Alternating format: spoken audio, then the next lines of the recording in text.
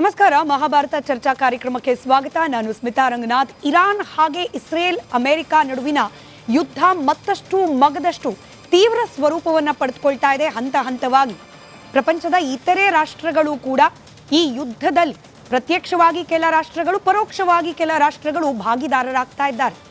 ಇದೆಲ್ಲದರ ನಡುವೆ ನಿನ್ನೆ ಆದ ಒಂದಷ್ಟು ಘಟನೆಗಳು ಹಾಗೆ ಇವತ್ತಿನ ಕೆಲ ಬೆಳವಣಿಗೆಗಳು ಭಾರತಕ್ಕೆ ಸೀಮಿತವಾಗಿ ನಾವು ಮಾತನಾಡೋದಾದ್ರೆ, ನಮ್ಮಲ್ಲೂ ಕೂಡ ಭಾರತದಲ್ಲಿ, ಇನ್ಫ್ಯಾಕ್ಟ್ ಕರ್ನಾಟಕದಲ್ಲೂ ಕೂಡ ಇರಾನ್ನ ಸುಪ್ರೀಂ ಲೀಡರ್ ಖೊಮೇನಿ ಹತ್ಯೆಯನ್ನು ಖಂಡಿಸಿ ಕೆಲ ಪ್ರತಿಭಟನೆಗಳಾಯಿತು, ಮೆರವಣಿಗೆಗಳಾಯಿತು.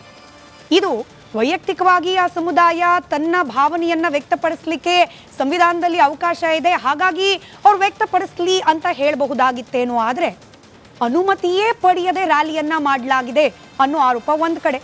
ಮತ್ತೊಂದು ಕಡೆ ರಾಜಕೀಯವಾಗಿ ಕೇಂದ್ರದಲ್ಲಿ ವಿರೋಧ ಪಕ್ಷವಾಗಿರುವ ಕಾಂಗ್ರೆಸ್ನ ನಡೆ ಇದೀಗ ಚರ್ಚೆಗೆ ಗ್ರಾಸವಾಗ್ತಾ ಇದೆ. ಕಾಂಗ್ರೆಸ್ ಪಕ್ಷ ಒಕ್ಕೊರಲಿನಿಂದ ಯಾವುದೇ ರೀತಿಯ ಹಿಂಜರಿಕೆ ಇಲ್ಲದೆ ಖೊಮೇನಿ ಹತ್ಯೆಯನ್ನ ಖಂಡಿಸೋದಾಗಿ ಪತ್ರಿಕಾ ಪ್ರಕಟಣೆಯನ್ನೇ ಹೊರಡಿಸಿದೆ. ಇನ್ಫ್ಯಾಕ್ಟ್ ಮುಖ್ಯಮಂತ್ರಿ ಸಿದ್ದರಾಮಯ್ಯನವರು ಹೀಗೇನೆ ಮಾತನಾಡಿದ್ದಾರೆ. ಮಲ್ಲಿಕಾರ್ಜುನ್ ಖರ್ಗೆ ಅವರು, ಎಐಸಿಸಿ ಅಧ್ಯಕ್ಷರಾದ ಮಲ್ಲಿಕಾರ್ಜುನ್ ಖರ್ಗೆ ಅವರು ಕೂಡ ಖೊಮೇನಿ ಹತ್ಯೆಯನ್ನ ಖಂಡಿಸ್ತೀವಿ, ಅಮೆರಿಕದ ಈ ನಡೆ ಸರಿಯಲ್ಲ ಅನ್ನೋದನ್ನ ಜಾಗತಿಕ ವೇದಿಕೆಯಲ್ಲಿ ಹಂಚಿಕೊಳ್ಳುವ ಪ್ರಯತ್ನವನ್ನ ಮಾಡ್ತಾ ಇದ್ದಾರೆ. ಒಂದು ಕಡೆ ಈ ಯುದ್ಧದ ಪರಿಣಾಮ ಭಾರತದ ಮೇಲೆ ಏನಾಗುತ್ತೆ ಅನ್ನೋ ಅನುಮಾನ, ಅದರ ಜೊತೆಯಲ್ಲಿ ರಾಜಕೀಯವಾಗಿ ನಮ್ಮಲ್ಲಿ ಏನಾಗ್ತಾ ಇದೆ ಅನ್ನೋದು, ಈ ಎರಡೂ ಬೆಳವಣಿಗೆಗಳನ್ನು ಮುಂದಿಟ್ಕೊಂಡು ಇವತ್ತಿನ ಮಹಾಭಾರತದಲ್ಲಿ ಒಂದಷ್ಟು ಪ್ರಶ್ನೆಗಳಿಗೆ ಉತ್ತರವನ್ನ ಕಂಡುಕೊಳ್ಳೋ ಪ್ರಯತ್ನವನ್ನ ಮಾಡ್ತಾ ಹೋಗೋಣ. ಚರ್ಚೆಯಲ್ಲಿ ಬಿಜೆಪಿ ವಕ್ತಾರರಾದ ಅಜಿತ್ ಶೆಟ್ಟಿ ಅವರಿದ್ದಾರೆ, ಹಾಗೆ ಮುಸ್ಲಿಂ ಮುಖಂಡರಾದ ಸಾದಿಕ್ ಪಾಷಾ ಅವರಿದ್ದಾರೆ ಸ್ಟುಡಿಯೋದಲ್ಲಿ. ನಮಸ್ಕಾರ ಇಬ್ಬರಿಗೂ, ಕಾರ್ಯಕ್ರಮಕ್ಕೆ ಸ್ವಾಗತ. ಹಾಗೆ ಅನಿವಾಸಿ ಭಾರತೀಯ ಸಮಿತಿಯ ಮಾಜಿ ಉಪಾಧ್ಯಕ್ಷೆಯಾದ ಆರತಿ ಕೃಷ್ಣ ಅವರು ನಮ್ಮ ಜೊತೆಯಲ್ಲಿ ಜಾಯ್ನ್ ಇದ್ದಾರೆ. ಹಾಗೆ ಬಹ್ರೇನ್ನಿಂದ ನೇರ ಸಂಪರ್ಕದಲ್ಲಿದ್ದಾರೆ ಸಫಾನ್ ಅವರು. ಕೆಲವೇ ಕ್ಷಣಗಳಲ್ಲಿ ಇನ್ಫ್ಯಾಕ್ಟ್ ಜಾಯ್ನ್ ಆಗಿದ್ದಾರೆ ಕೂಡ ನಿವೃತ್ತ ರಾ ಅಧಿಕಾರಿಯಾದ ರವಿ ಜೋಶಿ ಅವರು. ನಮಸ್ಕಾರ, ತಮಗೂ ಕಾರ್ಯಕ್ರಮಕ್ಕೆ ಸ್ವಾಗತ.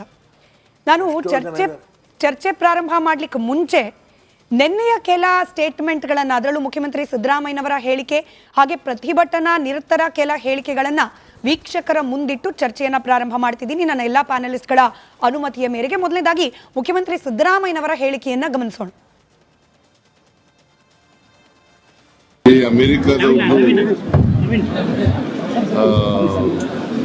ನನ್ನ ಪ್ರಕಾರ ಖೊಮೇನಿ ಮೇಲೆ ಮಾಡಿರ್ತಕ್ಕಂಥ ವಾರ್ ಇದೆಯಲ್ಲ, ಇರಾನ್ ಮೇಲೆ ಮಾಡಿರ್ತಕ್ಕಂಥ ವಾರ್ ಅನಗತ್ಯವಾದದ್ದು.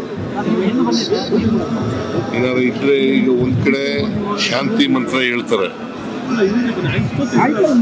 ಅಮೆರಿಕದ ಟ್ರಂಪ್, ಇನ್ನೊಂದು ಕಡೆ ಯುದ್ಧ ಮಾಡಿಸ್ತಾರೆ.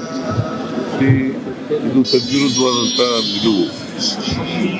ಇದನ್ನು ನಾನು ತೀವ್ರವಾಗಿ ಖಂಡಿಸ್ತೇನೆ. ಖೊಮೇನಿ ಅವರು ಹತ್ಯೆಯಾಗಿದ್ದಾರೆ ಅಂತೇಳಿ ಟಿವಿನಲ್ಲೆಲ್ಲ ಬರ್ತಾ ಇದೆ.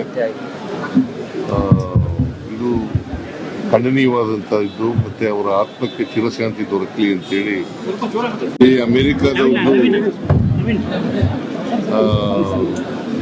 ನನ್ನ ಪ್ರಕಾರ ಖೊಮೇನಿ ಮೇಲೆ ಮಾಡಿರ್ತಕ್ಕಂಥ ವಾರ್ ಇದೆಯಲ್ಲ, ಇರಾನ್ ಮೇಲೆ ಮಾಡಿರ್ತಕ್ಕಂಥ ವಾರ್. ಇದು ಮುಖ್ಯಮಂತ್ರಿ ಸಿದ್ದರಾಮಯ್ಯನವರ ಹೇಳಿಕೆ. ಖಂಡಿಸ್ತೀವಿ ಖೊಮೇನಿ ಅವರ ಹತ್ಯೆಯನ್ನ ಅಂತ ಹೇಳ್ತಾ ಇದ್ರು. ಇದರ ಜೊತೆಯಲ್ಲೇ ನಿನ್ನೆ ಪ್ರತಿಭಟನೆಯಲ್ಲಿ ನಿರತರಾಗಿದ್ದ ಮಹಿಳೆಯೊಬ್ಬರು ಕೂಡ ಮಾತನಾಡಿದ್ದಾರೆ. ನಾನು ಸಾದಿಕ್ ಪಾಷಾ ಅವರಿಗೆ ಆ ಮಹಿಳೆಯ ಹೇಳಿಕೆ ಆಧಾರದ ಮೇಲೇನೆ ಪ್ರಶ್ನೆ ಕೇಳಬೇಕು. ಆ ಹೇಳಿಕೆಯನ್ನ ಗಮನಿಸ್ಬಿಟ್ರೆ ಬಹುಶಃ ನನ್ನ ಪ್ರಶ್ನೆ ಕೂಡ ಅರ್ಥ ಆಗುತ್ತೆ. ಮಹಿಳೆಯ ಹೇಳಿಕೆ.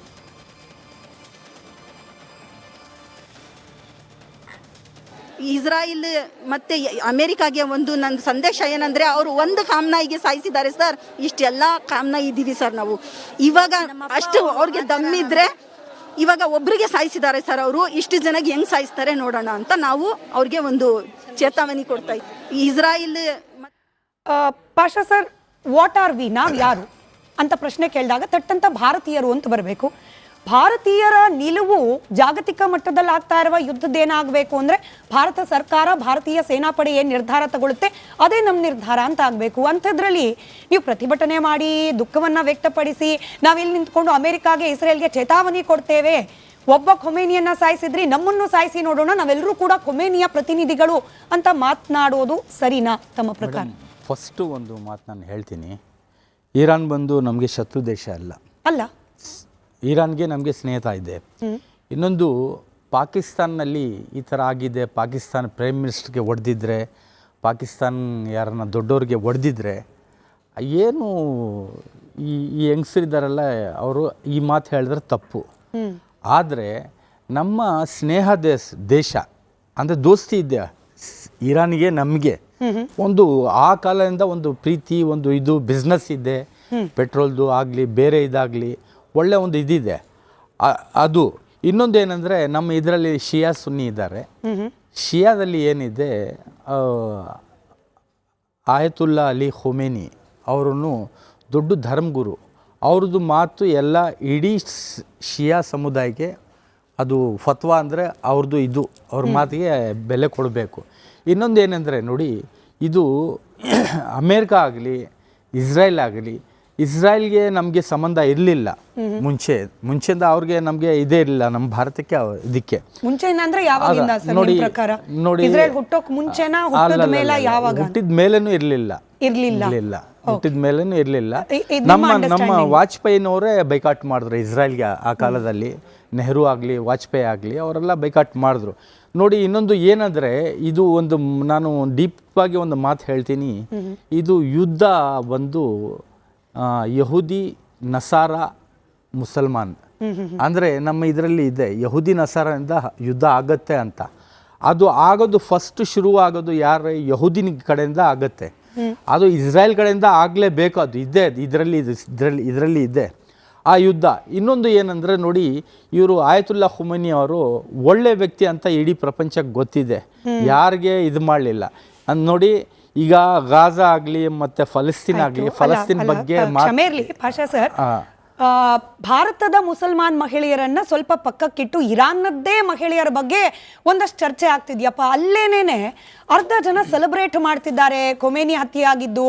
ಅಂದ್ರೆ ಹೆಣ್ಣು ಮಕ್ಕಳ ಸ್ವಾತಂತ್ರ್ಯವನ್ನ ಹರಣ ಮಾಡ್ತಾ ಇದ್ದ ವ್ಯಕ್ತಿ ಈತ, ಹಾಗಾಗಿ ಈತನಿಗೆ ಈ ಗತಿ ಬಂದಿದ್ದೇ ಒಳ್ಳೇದಾಯ್ತು ಅಂತ ಹೇಳಿ ಭಾರತೀಯರಲ್ಲ ಸರ್, ನಾನು ಯಾರು ಅಲ್ಲ ಜಡ್ಜ್ ಮಾಡ್ಲಿಕ್ಕೆ, ಬಟ್ ಇರಾನ್ನ ಮಹಿಳೆಯರೇನೆ ಬೀದಿಲ್ ಬಂದು ಪ್ರೊಟೆಸ್ಟ್ ಮಾಡಿದ್ರು. ಇದೀಗ ಇರಾನ್ನ ಮಹಿಳೆಯರೇನೆ ಬೀದಿಲ್ ಬಂದು ಡ್ಯಾನ್ಸ್ ಮಾಡ್ತಿದ್ದಾರೆ.